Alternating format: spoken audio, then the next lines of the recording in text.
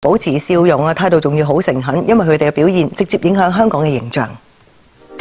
香港係國際旅遊之都，單係去年訪港旅客人次已經超過3000萬。到底係咪每一位旅客都賓至如歸？關鍵在於香港服務業嘅前線員工。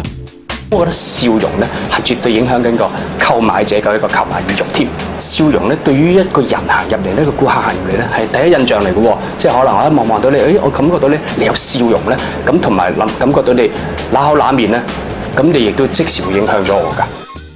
全球有超過400個會員嘅神秘顧客服務協會，2010年喺26個國家同埋地區進行調查，了解世界各地各行業前線員工對顧客嘅微笑情況。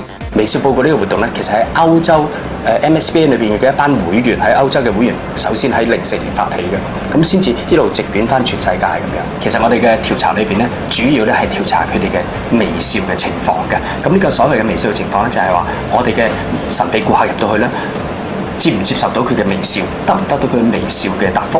如果笑容亦都係足夠嘅，咁我哋就會俾翻佢。咁而喺呢度咧，我哋作為一個量化，就係佢嘅慳咗佢有幾多次嘅笑容咁樣。喺2010年咧，我哋探訪咗喺香港咧，大概探訪咗約4萬幾次嘅。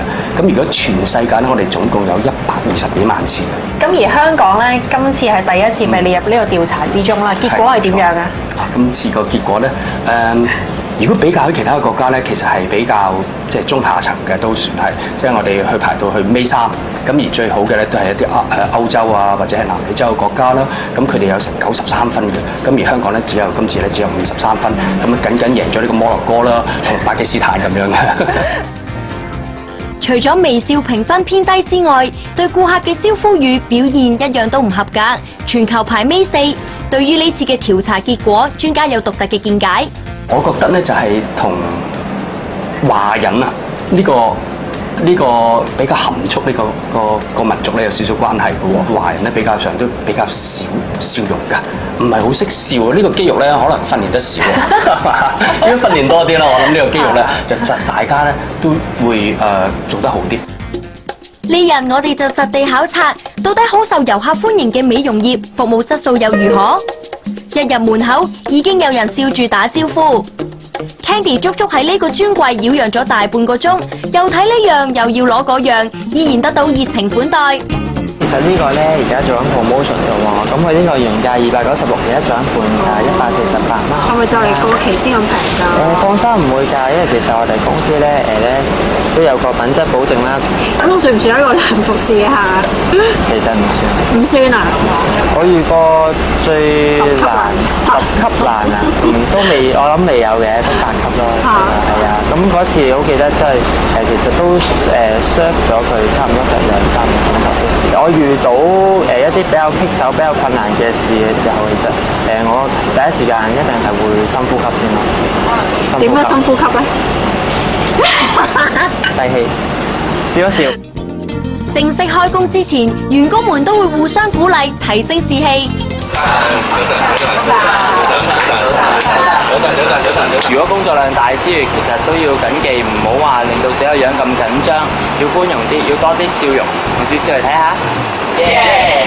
除咗平時嘅嗰啲培訓堂裏邊要提佢哋笑容之外咧，咁我哋都係有一個叫笑容嘅海報，咁啊貼咗喺啲員工嘅休息室。咁當佢喺行過嘅時候咧，睇翻自己最燦爛嘅笑容嘅時候咧，咁佢就會記翻起自己嘅笑容嘅時候，就可以對住翻我每一個客人咯。咁另外我哋笑容咧，亦都希望佢笑得比較自然啲啦。其實我哋除咗我哋自己內部會有一啲嘅神秘顧客嘅一啲嘅調查之外咧，亦都會係喺每個店嘅經理裏邊咧，亦都會安排佢哋去留意同事一啲嘅儀容啦，同埋個笑容嘅。咁當中我哋亦都會有一啲嘅一啲我哋自己叫做鋪頭入邊知道嘅一啲嘅動作啦，包括係呢個嘅動作啦，咁令到佢提醒翻個同事咧，去一個親切嘅笑容咯。香港有美食天堂之稱，飲食業嘅服務水準相當重要。呢個飲食集團更獲得微笑服務企業嘉許。因為做我哋飲食行業咧，係一定要對客對各方面咧係第一微笑，第二有禮貌。朝頭早咧，我哋一早咧由人一嚟到我哋打招呼，梗係嗌聲早晨嘅。尤其是見到人客走咧，我哋停咗功夫唔做，一定要嗌聲多謝啊！每項服務都面帶笑容，顧客自然稱心滿意啦。除咗定期培訓，酒樓喺營業之前都會開會，提醒員工應有嘅注意事項。嗱，今日我見到阿陳生同我講喎，輝仔話你啲數好好喎，點解你會咁㗎？因為作為一個服務性行業咧，我哋要做好服務，有時係好應該。嗰位同事話得啱唔啱啊？啱。俾啲掌聲佢好冇？好。我哋就會每一日講翻就話讚翻上啲員工，譬如每一日嘅時間嘅話，佢做得好嘅時間，我哋每一日都會攞翻出嚟講，要讚賞翻佢，等佢個士氣力都保持翻同埋提升翻咯。至於銀行業嘅前線員工，同樣訓練有素，經常保持笑容。而呢間得獎銀行仲有一套好特別嘅歡迎儀式。即係一個開放式嘅櫃台上面嚟講咧，我哋用呢一個招迎、目光同埋招呼嘅呢個手法咧，係比較對客戶嚟講係比較熱誠嘅。我哋自己本身咧都有一啲內部嘅服務評核嘅。有時有啲我哋同事唔識嘅神秘人咧，都去檢查下我哋啲同事嘅服務水平。咁笑容呢個亦都係一個指標之一。對於前線員工嚟講，舒適嘅工作環境先至最重要。覺得團隊精神係好緊要嘅，譬如工作上啊，同事之間會互相鼓勵同埋支持啦，同埋上司都會成日提點我可以大笑多啲啊。咁其實基本用黑啲都好容易可以笑得出嚟嘅。我數過自己一日咧平均要笑幾多次咁樣嘅，定係已經習慣咗？係啊，要慣咗，即係會見到客就會好自然就會笑得出嚟啦。笑唔單止能夠提高顧客對服務員嘅好感，亦都能夠提高員工嘅服務質素。不如一齊跟專家學下點樣提醒自己保持笑容。你揾塊鏡對住自己塊鏡，首先咧就伏埋口面先，呼氣嘅時候合埋雙眼，咁放鬆自己，然後諗一個好開心嘅影像。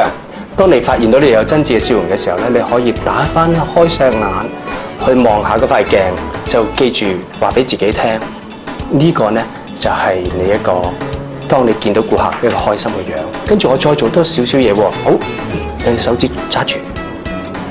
捽下佢 ，OK 嗱呢個咧叫 smiling finger， 以後一感受到呢個手指一捽，你就會保持呢個笑容啦。假如各前線服務人員都能夠做到樣樣以客為先，經常以笑待人，相信必定能夠促進香港嘅旅遊業。